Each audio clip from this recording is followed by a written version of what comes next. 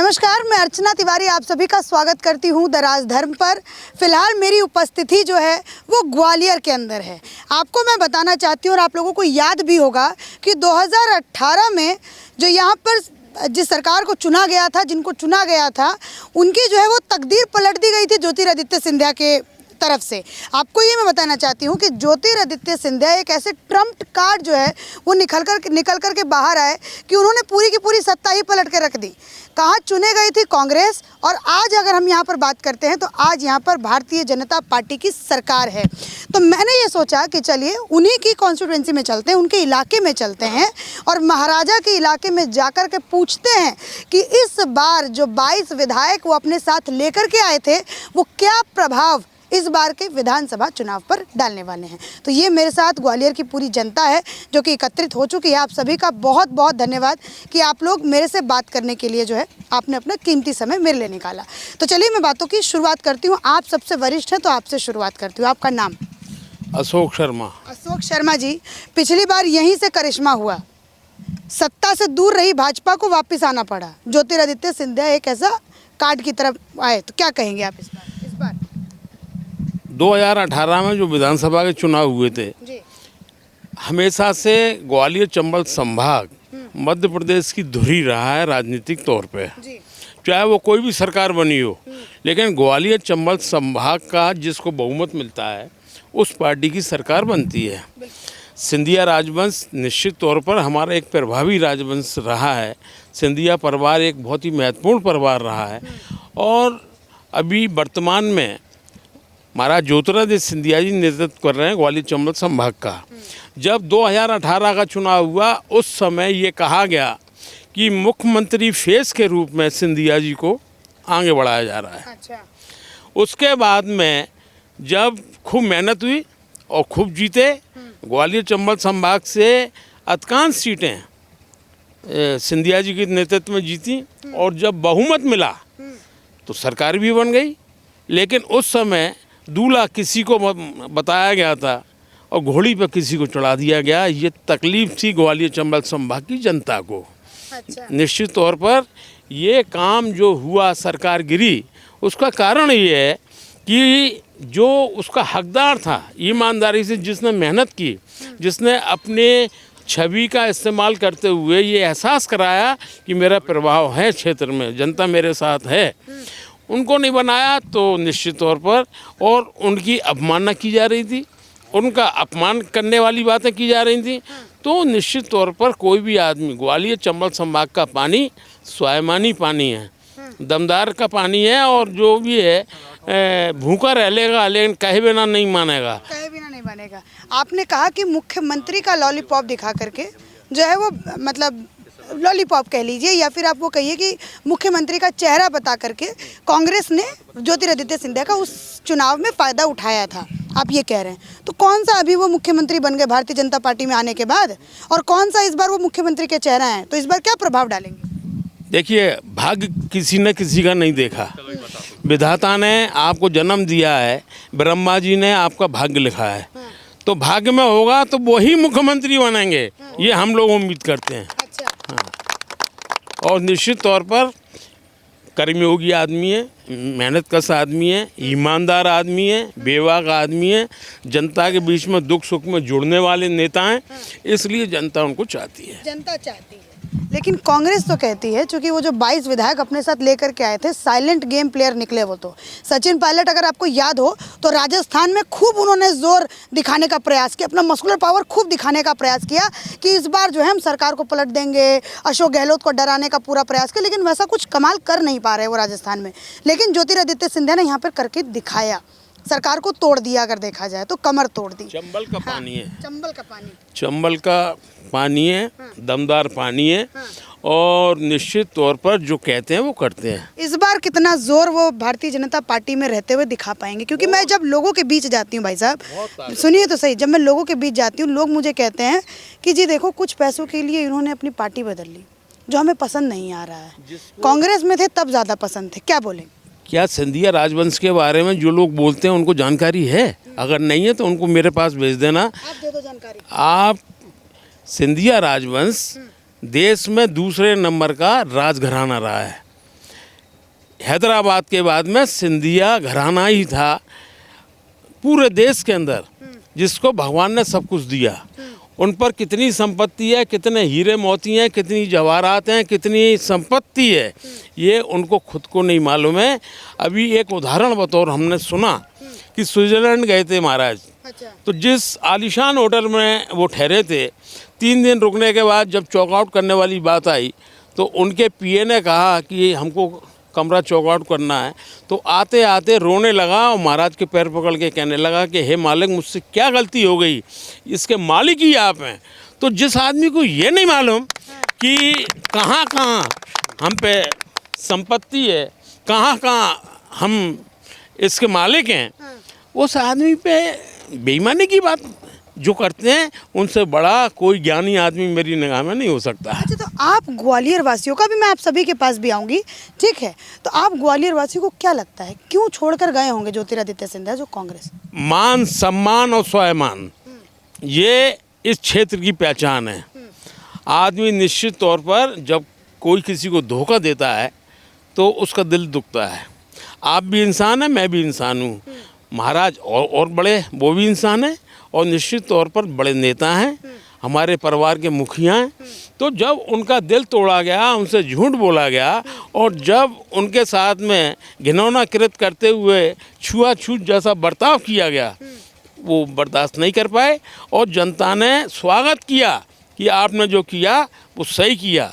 हम निश्चित तौर पर कांग्रेस में रहे, 44 साल रहा हूँ मैं कांग्रेस में। आप? जी हाँ, 44 साल। NSY का जिला अध्यक्ष रहा हूँ मैं, जिले का।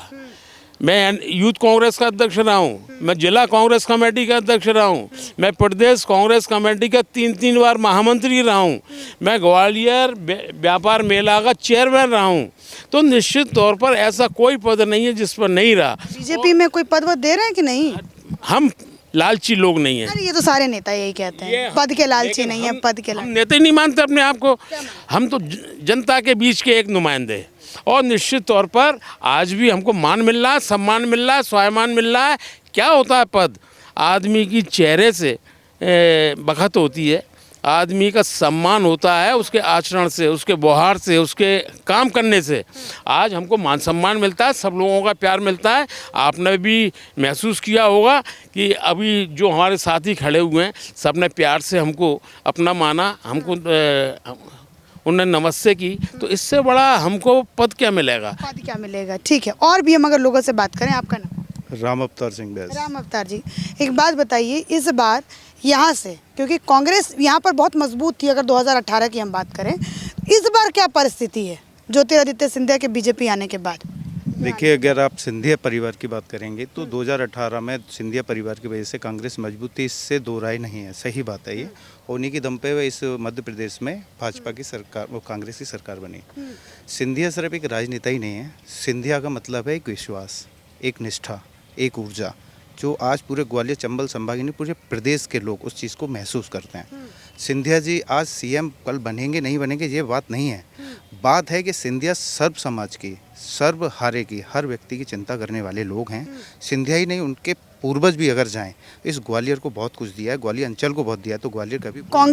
कांग्रेस जो है इस बार क्या कमजोर पड़ेगी यहाँ पर, मैं ये पूछना चाहती हूँ। इस बार कांग्रेस की हालत ये होगी कि कांग्रेस के लोग उम्मीदवार नहीं मिल रहा। ग्वालियर में कांग्रेस को उम्मीदवार नहीं मिल रहा है, सब जगह के डिक्लेयर हो गए, ग्वालियर होल्ड पे है। आखिर में क्या कारण है? क्या लगता है आप लोगों को, कारण क्या लगता है? उसका कारण भारतीय प्रत्याशी हमारा सरकार, उसका मतलब है भारतीय जनता पार्टी मजबूत है। दूसरा, हमारा उम्मीदवार बहुत मजबूत है। प्रद्युमन सिंह तोमर जो हमारे प्रतिनिधि हैं, नुमाइंदे हैं, उनने इतना काम किया है हमारे ग्वालियर विधानसभा में कि जितनी फेयर लिस्ट रखी जाए तो आधा घंटा लग जाएगा। अच्छा, आप सभी लोग मुझे लगता है कि कांग्रेस में पहले थे, आप यहाँ पर जितने भी लोग हैं सब के सब, तो ऐसा क्या था 15 महीने की, मतलब ऐसा क्या रहा 15 महीने में कि आप सभी के सभी जो है वो भाजपा आप लोगों ने ज्वाइन कर लिया? जैसा कि अभी भाई ने बताया कि श्रीमंत ज्योतिरादित्य सिंधिया जिस क्षेत्र के ही नहीं, इस मध्य प्रदेश के ही नहीं, इस देश के भी नेता कहना चाहिए, और उस नेता का अगर कांग्रेस अपमान करेगी तो हम लोग कैसे सहेंगे? मतलब ज्योतिरादित्य सिंधिया का अपमान हुआ, इस वजह से आप लोग आ गए? ज्योतिरादित्य जी के साथ में थे, ज्योतिरादित्य जी के साथ में रहेंगे, अपमान ही नहीं हुआ, अपमान के साथ साथ उनको इस तरीके से उन्होंने जब ये कहा तो उनका पार्टी में इस तरीके से वजूद ख़त्म करने का प्रयास किया गया जो कि नकारा था। ऐसे कर्तव्यनिष्ठ व्यक्ति के साथ में हम लोग हैं, थे और रहेंगे। कमलनाथ ने जो वादे किए थे, क्योंकि आप लोग तो अंदर के लोग हैं, तो क्या क्या बातें होती थी, क्या उन्होंने वादे किए और लोगों तक पूरा नहीं किया, कुछ मालूम है आपको? वैसे शुद्ध बात तो हमारी ये है कि जब श्रीमंत साहब ने चाहा कि उन्होंने एक समस्या केवल रखी, दूसरी किसानों की रखी या अन्य समस्या रखी, हाँ, अतिथि विद्वानों के साथ में आपको बताना पड़ रहा है, आप ही बता दीजिए मुझे। जी। क्या क्या ऐसा था कमलनाथ के उसमें? हम सबका सम्मान करते हैं। कमलनाथ जी बहुत अच्छे आदमी हो सकते हैं, निश्चित तौर पर पुराने बुजुर्ग नेता हैं, लेकिन वो आदमी जितने साफ दिल के हैं, ये तो संभव नहीं है कि उनके साथ में रहने वाले जिनके इशारों पे वो चल रहे हैं वो भी उतने साफ दिल के हों। तो उनको भर के और महाराज से अलग करने के लिए कुछ लोगों ने षड्यंत्र किया, और षड्यंत्र करने का ही ये परिणाम है कि महाराज का जब अपमान हुआ तो वो सहन नहीं कर पाए और उन्हें इनकलाब बोला, और इनकलाब जब बोलते हैं तो क्रांति होती है, और क्रांति होती है तो परिणाम सामने आता है। हमने निश्चित तौर पर सब लोगों ने महसूस किया कि महाराज के साथ अन्याय हुआ है और हम लोग साथ आए। आइए दादाजी, थोड़ा आगे आइए आप। आपका नाम क्या है? राम मोहन तिवारी। राम मोहन तिवारी जी। मेरा नाम अर्चना तिवारी। तिवारी लोग मिल गए, अब थोड़ा सा हम लोग बात करेंगे, ठीक? एक बात बताइए, यहाँ पर आप भी पार्टी में है कि पार्टी में नहीं है क्या? नहीं, मैं पार्टी में हूँ। कौन सी पार्टी? मैं प्रद्युम्न के साथ हूँ, बीजेपी में हूँ। बीजेपी। जी। ठीक। मैं यहाँ पर अगर ग्वालियर में काम पूछूं, जब ज्योतिरादित्य सिंधिया बीजेपी में या फिर कांग्रेस में थे तब उन्होंने ज़्यादा काम किया था, या फिर जो अब बीजेपी में तब काम? अब ज़्यादा काम किया है। कैसे? हैं? कैसे? मैं कैसे समझूं? मैं दिल्ली से आई हूँ, मैं कैसे समझूं? एयरपोर्ट देखिए आप, स्टेशन देखिए आप, एलिवे रोड जो बन रही है उसको देखिए, ये विकास है, ये विकास है, ये भी विकास है। ऐसे तमाम पार्क ग्वालियर के अंदर बने हुए हैं, रोडें बनी हुई हैं। हाँ जी, हाँ, गाय बनती थी, भैंसें बनती थी इसमें। आप देखिए कितना विकास किया उन्होंने बीजेपी में आने से। एलिवेटेड पहले क्या होता था? कांग्रेस के ज़माने में क्या था यहाँ पर?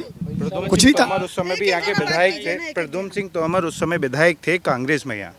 तो जो विकास की उनकी सोच थी वो पहले भी वैसी थी जैसी उनकी आज है। फ़र्क ये पड़ा कि जब उन्होंने विकास लेके कमलनाथ जी सरकार के पास गए कि मुझे ये विकास करना है, मेरे क्षेत्र में ये काम जरूरी है, तो उस समय कमलनाथ की सरकार ने इस ओर ध्यान नहीं दिया। पूरा का पूरा ध्यान उन्होंने छिंदवाड़े में दिया। प्रद्युम्न सिंह तोमर पहले भी विकास करना चाहते थे, इस बार भी वो विकास कर रहे हैं, आगे भी वो विकास करना चाहेंगे। तो प्रद्युम्न सिंह तोमर एक ऐसा व्यक्ति है कि आज कारण ये हो गया पूरे मध्य प्रदेश के अंदर ये कैंडिडेट ढूंढा जा रहा है कि प्रद्युम्न के सामने किसे लड़ाया जाए। तो ये और कोई ताकत नहीं है, ये प्रद्युम्न सिंह तोमर के काम करने की ताकत है, भारतीय जनता पार्टी के कार्यकर्ता की ताकत है, इस क्षेत्र की ताकत है। ये जैसे मैं जब दूसरे तरफ जाती हूँ या फिर मैं कांग्रेस की अगर बात देखती हूँ तो बोलते हैं कि भारी एंटी इनकम्बेंसी यहाँ पर है।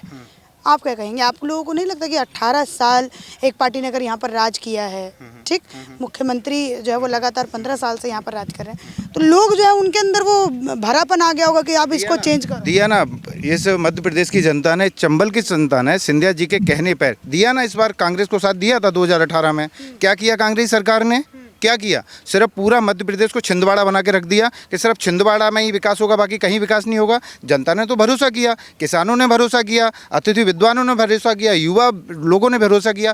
पर कमलनाथ की सरकार जो ज्योतिरादित्य सिंधिया जी के मुख से उन्होंने पूरे प्रदेश में भ्रमण करा के जो वादे कराए, वो वादों पर जब वो खरी नहीं उतरी तो सिंधिया जी को दुख पहुँचा। सिंधिया जी आज सीएम नहीं भी हैं या कल सीएम बनेगी, फ़र्क नहीं पड़ेगा, क्योंकि वो हर व्यक्ति के दिल पर राज करते हैं, और जो व्यक्ति दिल पर राज करता है वो सीएम पद से बड़ा होता है। मैं एक बताना चाहूँगा आपको, पहली बात। दूसरी बात है, ज्योतिरादित्य सिंधिया जी ने अगर वादे किया, अगर इनमें से कमलनाथ सरकार वादे पूरा करती है तो सिंधिया जी पार्टी नहीं छोड़ते हैं। सिंधिया जी को पार्टी छोड़ने पर मजबूर किया गया, और सिंधिया जी ने भी ऐसी सरकार में रहना नहीं समझा कि जिसमें दुख तकलीफ अगर दूसरों की नहीं दिखे तो ऐसी सरकार में रहना ही पसंद नहीं है। और रही बात, वो तो कमलनाथ कहते हैं ये तो पैसे पर बिक गए, कमलनाथ उनको मिनिस्ट्री चाहिए थी, ये चाहिए था, वो चाहिए। कमलनाथ क्या कहेंगे? कमलनाथ तो खुद एक बहुत बड़ा व्यापारी है, कौन सा टिकट ले लेके टिकट बेच रहा है पैसे लेके। और सिंधिया जी के बारे में क्या है? कमलनाथ जी जैसे 20 सिंधिया जी के यहाँ पे होंगे लोग। सिंधिया परिवार वो राजा है, महाराजा है, महाराजों की पैसे से कभी तुलना की नहीं जा सकती। ये कमलनाथ और कांग्रेसी छापों को पता होना चाहिए। मैं एक कांग्रेसी कार्यकर्ता था पहले, मैंने ये सारा चीज़ छोड़ी, मैं सिंधिया जी के साथ यहाँ आ गया। मैं वहाँ लोकसभा महासचिव था, कांग्रेस पार्टी से चुनाव लड़ा। ये सारी चीज़ें हमारे लिए मायने नहीं रखती। हमारे लिए मायने रखता है सिंधिया जी का जनता से किया हुआ वादा, सिंधिया जी का फेस वैल्यू। अगर जब सिंधिया जी की वैल्यू नहीं है, प्रद्युम्न सिंह तोमर जी की वैल्यू नहीं है, तो ऐसी सरकार की ऐसी पार्टी में हम तो जाना तो क्या, देखना पसंद भी नहीं इस करेंगे। बार क्यों इतना ताल ठोक रहे? फिर आप लोग जैसे मुझे कह रहे हैं कि यहाँ पर जैसे पूरी तरीके से कांग्रेस कमजोर है, तो इस बार क्या लगता है क्यों इतना ताल ठोक रही है कांग्रेस? भाई जहाँ से आप सर्वे उठाइए, दो चार ऐसे कुछ चैनल्स हैं जो कि चला रहे हैं कि ग्वालियर में इस बार बदलने वाला है, माहौल बदलने वाला है, माहौल बदलने वाला है। यहाँ मुरैना के मंडी में जाकर के कुछ पत्रकार हैं जो पत्रकारिता कर रहे हैं, कह रहे हैं कि MSP लोगों का वादा हुआ लेकिन वो नहीं मिला। तो इन सब मुद्दों पर इस बार बीजेपी पीछे होने वाली, कांग्रेस आगे आने वाली। इसमें एक कांग्रेस का एक पूरा एक सिस्टम काम कर रहा है। आप जिन मीडिया वालों की बात कर रहे हैं, जो रेस्पेक्टेड मीडिया वाले हैं, उनका हम सम्मान करते हैं। बाकी कुछ लोग कमलनाथ हैं। माहौल कैसे बन रहा है कांग्रेस का? कोई माहौल नहीं बनना, सिर्फ कमलनाथ और कांग्रेसी चीख चीख के एक माहौल बनाने का प्रयास कर रहे हैं। इस पूरे चंबल संभाग में एक सीट भी इस बार कांग्रेस की नहीं आने वाली। ये 100% यहाँ सही बात है, एक सीट नहीं आने वाली। काका माहौल कैसे बन रहा है यहाँ पर? आप झूठ और षड्यंत्र का माहौल है। बताइए माहौल कैसे बन रहा है? माहौल बिल्कुल भी नहीं है। आप देखिए, भारतीय जनता पार्टी ने अभी हमारे शिवराज सिंह चौहान साहब मुख्यमंत्री हैं। आप देखिए, लाडली बहना योजना की सबसे अच्छी, मध्य प्रदेश में पहली ऐसी योजना है और वो संपूर्ण भारत में भी लागू होगी। आप देखिए धीमे धीमे। और देखिए, प्रियंका गांधी जी को भी मजबूर होना पड़ा कि अपने मैनिफेस्टो में स्टूडेंटों के लिए 500 रुपये, 1000 रुपये की घोषणा करी है। ठीक है, पहले नंबर पे। और मैं आपको बताना चाह रहा हूँ कि सिंधिया जी ने आपने जैसे ये वाली बात कही ना, वो लाडली बहना योजना वाली, अभी मेरे ही कुछ साथी थे, गौरव, ठीक है, वो कह रहे थे कि अगर सच में यहाँ पर काम हुआ होता 18 सालों में, तो ये आखिरी मोमेंट में 4 महीने पहले इनको लाडली बहना शुरू करने की ज़रूरत नहीं होती अगर काम किया होता। देखिए, आप सबसे पहले मैं ये बताना चाह रहा हूँ कि लाडली बहना ऐसे आप देखिए, श्रीमती इंदिरा गांधी जी ने सबसे पहले ये, और सोनिया गांधी जी ने रूल बनाए थे कि महिलाओं को आगे आना चाहिए। उसी पैटर्न को अपनाते हुए शिवराज सिंह चौहान हमारे माननीय मुख्यमंत्री जी ने ये पैटर्न को अपनाया है मध्य प्रदेश के अंदर। चुनाव से ठीक 4 महीने पहले। क्यों? उसमें दिक्कत क्या है? आपको सम्मान मिल रहा है और आप 4.5 साल पहले थोड़ा सा, अगर मैं उनसे, काका एक बात बताइए, ये जैसे मैंने अभी उनसे जो सवाल किया कि 4-5 महीने पहले ही अगर इतना ज़्यादा भारतीय जनता पार्टी ने यहाँ पर विकास किया है, ठीक, तो ये योजनाओं का फायदा क्यों उठाना, मतलब लेना पड़ रहा है आखिरी के चुनाव? योजनाएं होती किसके लिए हैं? योजना बच्चे के लिए हो, बुजुर्ग के लिए, नौजवान के लिए हो, महिलाओं के लिए हो, माता बहनों के लिए हो, सारे लोगों के लिए की जाती हैं। तो सब लोगों के लिए हुआ है।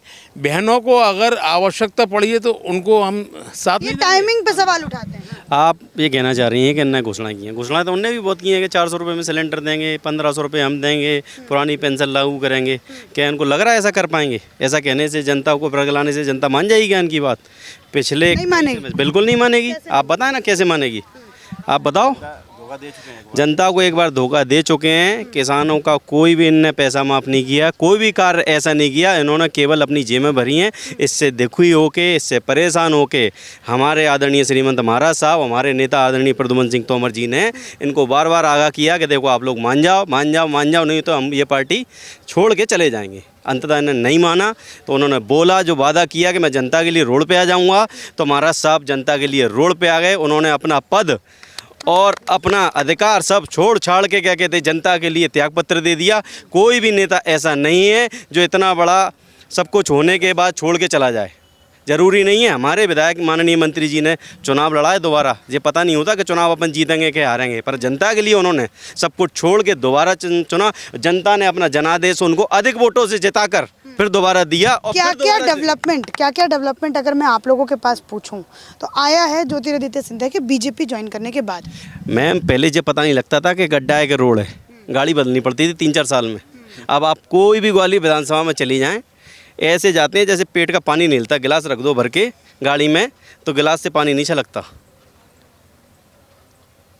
ईमानदारी से कह रहे हैं? बिल्कुल कह रहे हैं। विधवा पेंशन, विकलांग पेंशन, ईमानदारी से कह रहे हैं कि सड़कें ऐसी हो गई कि पेट का पानी मैं आपको प्रूफ कर सकता हूँ, प्रूफ दे सकता हूँ सारी चीज़ों का कहने के जनसेवक नहीं है, वो करते हैं लोगों के लिए, दिल से करते हैं, हार्ट से करते हैं जनता के लिए। महाराज तो बहुत बड़ी चीज है। प्रद्युमन सिंह जी ने 3000 करोड़ रुपए के विकास के काम कर रहे हैं ग्वालियर विधानसभा में। मध्य प्रदेश में ऐसी कोई विधानसभा नहीं है जहाँ 70,000 लोगों को निःशुल्क पर्ची दी जाती हो। केवल ये ग्वालियर विधानसभा है। राशन की खाद्य की पर्ची, राशन की, खाद्यान्न की, पूरा मामला खाद्यान्न जो फ्री में, तो अपने यहाँ 70,000 का, 60 नहीं 70 के करीबन है। माननीय एक जना कौन बताएगा, आप या फिर आप बताइए। आप देखिए, माननीय मंत्री, ऊर्जा मंत्री प्रद्युम्न सिंह तोमर जी पहली बार मंत्री बने तो वो खाद्यान्न मंत्री बने, और खाद्यान्न मंत्री बनते ही उनने पूरे मध्य प्रदेश में डिजिटल तरीके से, आप देखिए पहले कंट्रोलों पर लाइन लगती थी, राशन नहीं मिल पाता था, मगर ऊर्जा मंत्री जी खाद्य मंत्री बनते ही उनने सिस्टम को चालू किया, और आप देखिए कंट्रोलों पे अब लाइन नहीं लगती है। प्रत्येक परिवार को अब आसानी से मतलब राशन मिल रहा है। और आप जी सबसे बड़ी उपलब्धि है माननीय मंत्री जी की। और आप देखिए कब से मिलने लगा है ये? जे करीब 4 साल हो गई इस बात को, 4 साल से बराबर खाद्यान्न मिल रहा है संपूर्ण मध्य प्रदेश को। आप देखिए जी। सबसे ज़्यादा आपका नाम क्या है भाई? लक्ष्मण सिंह सेंगर। तो यहाँ पर क्या बदलाव होगा इस बार जब विधानसभा चुनाव में, क्या बदलाव देखने को मिल रहा है यहाँ पर? देखिए, कांग्रेस आज कार्यकर्ता विहीन है। आप जिस क्षेत्र में भी जाएं, कांग्रेस के पास कार्यकर्ता नहीं है। प्रत्याशी की स्थिति ये है, कांग्रेस आज तक प्रत्याशी घोषित नहीं कर पाई। क्यों? क्योंकि जो भारतीय जनता पार्टी की हमारा जो मैनिफेस्टो है, जो हमारे विकास कार्य हैं, वो और जो यहाँ के प्रत्याशी भारतीय जनता पार्टी ने घोषित किए हैं, प्रद्युम्न सिंह तोमर, वो हर व्यक्ति से घर घर जुड़े हुए हैं। यही कारण है कि कांग्रेस सोचने पर मजबूर है कि यहाँ किसको उतारा जाए। फिर यहाँ 150 लोगों का, 150 या फिर 144 लोगों का लिस्ट तो निकाला है कांग्रेस ने, लेकिन ग्वालियर विधानसभा उसमें घोषित नहीं की है। इसलिए घोषित नहीं की है क्योंकि यहाँ जो प्रत्याशी नहीं है। क्या बिल्कुल चल रहे हैं। आप देखो ना, ग्रामीण में क्या होगा? जो आदमी बीएसपी से लड़के आया उसको टिकट दे दिया, वो केदार कंसा ने इस्तीफा दे दिया। क्या है जो उनकी भगदड़ मच गई है, सबको पता है कि क्या होने वाला है। चलिए, यहाँ से मैंने आपको ये छोटी सी रिपोर्ट दिखाने का प्रयास किया कि यहाँ पर क्या माहौल है। आशा करूँगी कि आप सभी को माहौल थोड़ा बहुत समझ में आए। इसी के साथ धन्यवाद।